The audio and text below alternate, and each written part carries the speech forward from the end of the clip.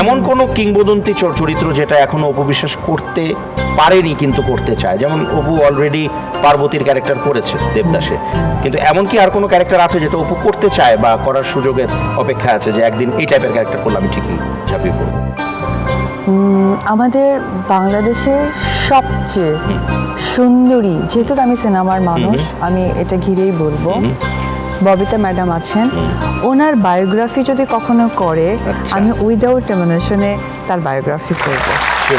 Sure. আমি জানি না উনি সেটা পারমিশন দিবেন কিনা। ববিতা ম্যাডাম কি এমনি জানেন তোমার ইচ্ছাটা সম্পর্কে? কখনো না, এটা উনি দিস ইজ জানেন দ্য না। ফার্স্ট টাইম যেটা আমরা সবাই জানলাম এই শোতে যদি উনি জানলাম। দেখেন, আচ্ছা। যেহেতু উনি অসম্ভব বড় মাপের মানুষ, আদৌ টিভি দেখেন কিনা আমার জানা নেই, বাট যদি কখনো ওনার চোখে পড়ে, আমার এই মেসেজটা যেন ওনার কাছে যায়। Fantastic idea, and I think I can arrange a meeting. এবং তুমি নিজেও ডিরেক্টর।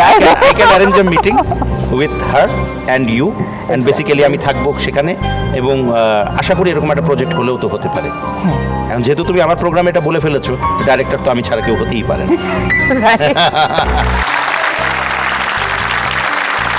আচ্ছা, থ্যাংক ইউ সো মাচ। এবারের প্রশ্নটা হচ্ছে এরকম যে সবাই তো আমরা চাই যে বড় কোনো তারকাদের সাথে যদি আমার কোনো রোল হতো, মুখোমুখি দাঁড়াতে পারতাম ক্যামেরার সামনে, তো এরকম কোনো তারকা আছে কি যার সাথে অপু কাজ করতে পারেনি বা কাজ করতে চায় বা চেয়েছিল, বা এখনো স্টিল তার ইচ্ছে আছে? এমন কোনো অভিনেতা বা অভিনেত্রী? আমার ছোটবেলা থেকে বম্বে ইন্ডাস্ট্রির একজন হিরোকে খুব পছন্দ, এবং এত বেশি পছন্দ ছিল যে আমি আমার বান্ধবীদেরকে বলতাম যে তাকে তোরা জামাইবাবু ডাকবি। আচ্ছা, ওকে, হয়তো না বুঝেই বলতাম। সেটা হচ্ছে শাহরুখ খান। আচ্ছা, ওকে, মানে খুব পছন্দের একজন মানুষ, খুব পছন্দের একটা হিরো।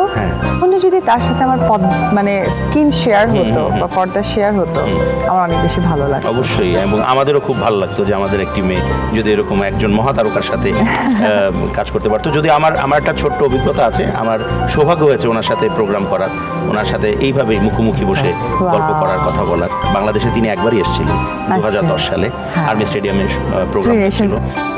এই অধম ওই প্রোগ্রামের উপস্থিত। আলু তো আলু, উক্কালি আলু, কুত্তেলি আলু, কৃষকলির আলু, এটার মানে কি? মানে আসছো তো আসছো, মানে এসেছো, ওইটা কেন নিয়ে আসলা, কোথায় থেকে নিয়ে আসলা, যে প্রোডাক্টটা আনা হয়েছে। চর্চা আছে নাকি?